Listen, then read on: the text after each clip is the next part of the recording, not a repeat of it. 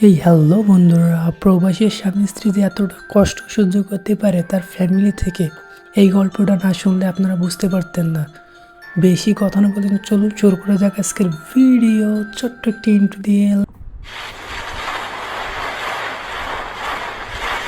বাসর ঘরে প্রবেশ করার পরই বউয়ের কাছে বলছিলাম যে আমার আম্মা আমার সব কিছু, আমার পুরো পৃথিবী আমার আম্মা। জানি না আমার আম্মার থেকে তোমাকে বেশি ভালোবাসতে পারবো কিনা। বউ আমার দিকে ড্যাপ ড্যাপ করে তাকিয়েছিল। বউ কিছু বললো না, বউ তো অনেক ছোট্ট, এই জন্য আমিও বুঝতেছিলাম না যে বউ কষ্ট পেলো কি পেল না, এটাও কিন্তু বুঝতেছিলাম না। তারপরে বউ কিছু বললো না। বউকে আমি এটাও বলেছিলাম যে তোমাকে তোমার জায়গা থেকে ভালোবাসবো, আম্মাকে আমি আম্মার জায়গা থেকে ভালোবাসবো, তুমি এটা নিয়ে কোনো মন খারাপ করো না। মেয়েটা কষ্ট পেয়েছে কিনা সেটা তো আমি জানি না, কিন্তু মেয়েটা চুপ করে আসো, তার মানে কি হলো যে মেয়েটা একটু হলেও মন খারাপ করছে, এটা আমি বুঝতে পারছিলাম। তারপরেও মেয়েটারে হাসি ফোটানোর জন্য বলছিলাম যে তুমি তো আমার জীবনের প্রথম নারী, তোমাকে তো বলাই যাবে না। তারপরে ওকে আমি বলেছিলাম যে আমার আম্মা, সে তো আমার আম্মাই থেকে যাবে, তাই না? তুমি এটা নিয়ে মন খারাপ করো না। মেয়েটা মৃত্যু কোলে হাসিয়ে বলল, না আমি মন খারাপ করি না, আপনি যেটা বলছেন সেটাই হবে। আপনি আপনার পরিবারকে আমার সর্বোচ্চ দিয়ে আমি ভালোবাসবো, আপনি এইটা নিয়ে চিন্তা করেন না। এটা বলার পরে মেয়েটা ফ্রেশ হতে চলে গেল, আমিও ফ্রেশ হয়ে চলে আসলাম। কেন জানি না মেয়েটার কথা শুনে আমার খুবই ভালো লাগছিল। মেয়েটা বলছিল যে তার সর্বোচ্চ দিয়ে আমার পরিবারকে ভালোবাসবে, তাহলে আমারও উচিত আমার সর্বোচ্চ দিয়ে তাকে ভালোবাসা বা ভালো রাখার। এটা চিন্তা করে ঘুমিয়ে গেলাম। পরের দিন সকালে সেই মেয়েটা বলল, আপনি কবে চলে যাবেন? আমি একটুও প্রস্তুতি ছিলাম না যে এই কথাটা ও বলবে। তারপরে আমি বললাম যে আমি তো 5 মাসের ছুটি নিয়ে আসছি, 1 মাস তো হয়ে গেল, মেয়ে দেখতে দেখতে আর 4টা মাস থাকবো। মেয়েটা কিছু বললো না, শুধু মনটা খারাপ করে চলে গেল। আপনারা তো জানেন যে একটা মেয়ে হাজবেন্ড পাওয়ার পরে যদি শুনে 4 মাস পরে সে হাজবেন্ড চলে যাবে দেশের বাইরে বা প্রবাসে কাজ করতে, তাইলে তো সেটা একটু মন খারাপের বিষয় থাকে। এটা আমি বুঝতে পারছি, কিন্তু কি করব বলেন, আমরা তো মধ্যবিত্ত ফ্যামিলির ছেলে, আমাদের তো কাজ করেই তো খেতে হবে, এটাই চিন্তা। আর ছোটবেলা থেকে বাবা মারা গেছে। তার লেখাপড়া করার খুবই ইচ্ছা ছিল, কিন্তু লেখাপড়ার ইচ্ছা থাকা সত্ত্বেও তো লেখাপড়া করতে পারি না, পরিবারের হাল ধরতে হয়েছিল। এই সুবাদে আমি দেশের বাইরে 17টা বছর কাটিয়ে আসছি। দেশে আসার পরে আপনারা মেয়ে দেখে বিয়ে দিছে। তারপরে মেয়েটা হলো অনেক ছোট, তাতে কোনো সমস্যা হয় নাই। তারপর আমি মেয়েটাকে জিজ্ঞেস করলাম তোমার নাম কি? মেয়েটা বলল, হাসতে হাসতে উত্তর দিল, রিমি। মেয়েটা খিলখিল করে হাসছে আর চুপি চুপি বলতেছে, হাই আল্লাহ, কাকে আমি বিয়ে করলাম, ছেলে তো আমার নামই জানে না।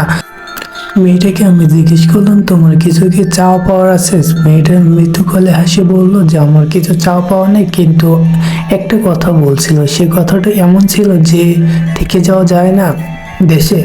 তা মেয়েটার কথা শুনে আমার একটু খারাপ লাগছিল যে থেকে জিতলেই পারতাম, কিন্তু বললাম যে এবার দেশে আসার পরে আর কোথাও যাব না, এবার হলে এই লাস্ট বারের মতো আমি দেশের বাইরে যাব, তুমি মন খারাপ করো না। মেয়েটা কিছুই বললো না, কিছু না বলে চলে গেল, কিন্তু আমি তো বুঝতে পারছি মেয়েটা একটু মন খারাপ করছে। তারপরে কি বলবো বলেন, এটা তো আমরা মধ্যবিত্ত ফ্যামিলির, সকলেরই চাহিদা থাকে যে ফ্যামিলির কাছে থাকার, কিন্তু চাহিদা থাকার পরেও তো আমরা চাহিদাটা পূরণ করতে পারি না। কিন্তু আমাদের একটি চাহিদা থাকে, সেটা হলো টাকা। টাকাটা যদি আমাদের না থাকে তাহলে আমরা ফ্যামিলির মাঝে সবার সাথে থাকতে পারবো না, এই জন্য তো আমাদের দেশের বাইরে থাকতে হয়।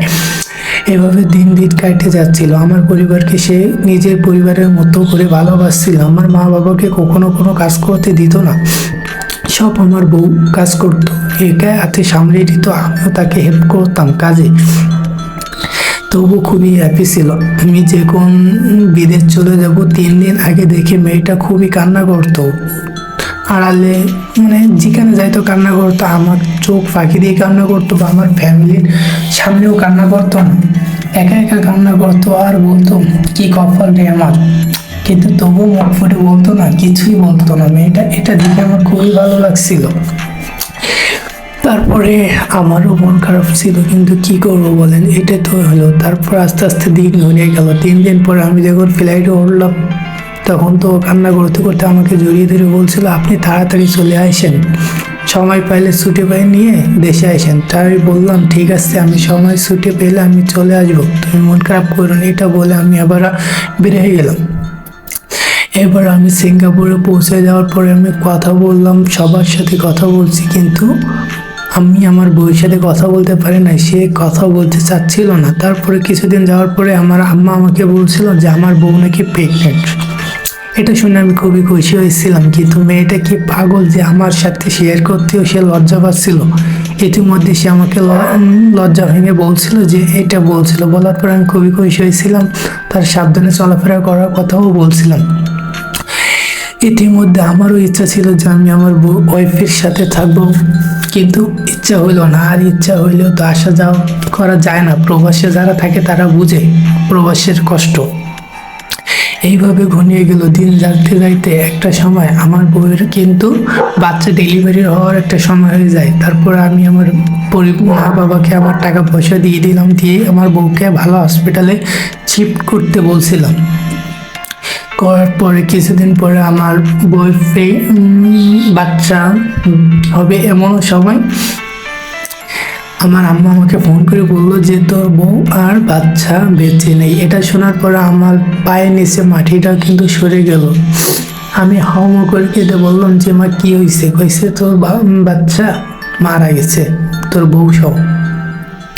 এটা শোনার পর আমি খুব ভেঙে গেছি। পরে আমি দেশে আসার পরে আমার একটাই উদ্দেশ্য, আমার বাচ্চা এবং আমার বউয়ের কবর জিয়ারত করে আসলাম।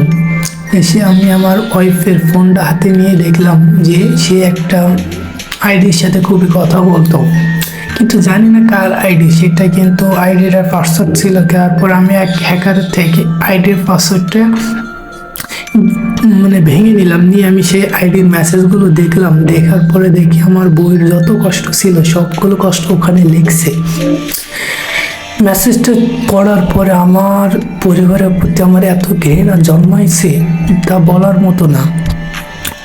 গল্প মেসেজটা এমন ধরনের লেখা ছিল যে, হাই প্রিয় স্বামী, আমি তোমাকে খুবই ভালোবাসি। তুমি যেদিন আমাকে প্রথম রাতে বলছিলে যে তুমি তোমার পরিবার, তোমার মা বাবাকে তুমি খুবই ভালোবাসো, সেখান থেকে তোমার মা বাবার নামে আমি কখনো কমপ্লেন করি নাই। তোমার ফ্যামিলি নামে কমপ্লেন করলে তুমি আমাকে খারাপ ভাববা বা তুমি আমার উপরে কষ্ট পাইবা, এটা ভেবে আমি কখনো তোমাকে বলি না কিছু। কিন্তু আজকে মনের কথা বলার মতো তুমি আমার পাশে নাই।